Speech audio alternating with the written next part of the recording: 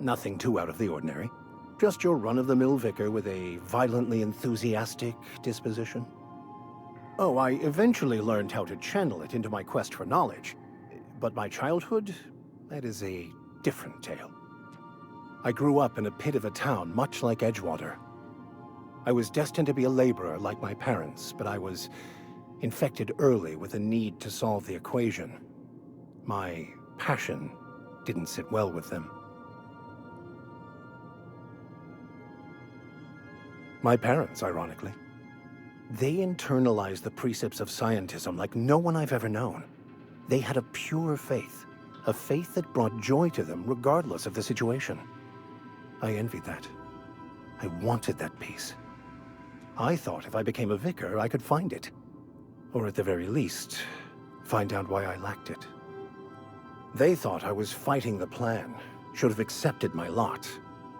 Some people pursue the clergy for power, prestige, but that was not me. The simple version is this. The force which we call the Grand Architect created the universal equation that underlies and defines everything in the universe.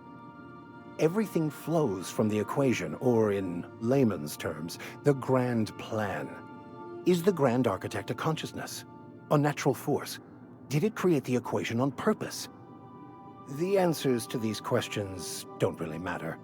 The equation, the plan, is all that matters. Contentment is found by accepting one's role in the plan.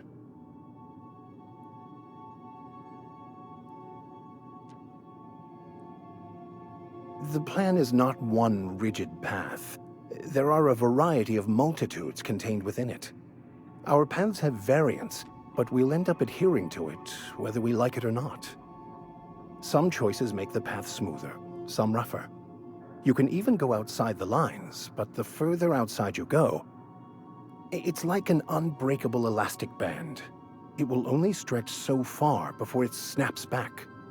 The further it is stretched, the more violent the eventual correction. It can be if abused, but that can be said about anything. However, in the case of the Board and Halcyon, sadly, I believe you are correct.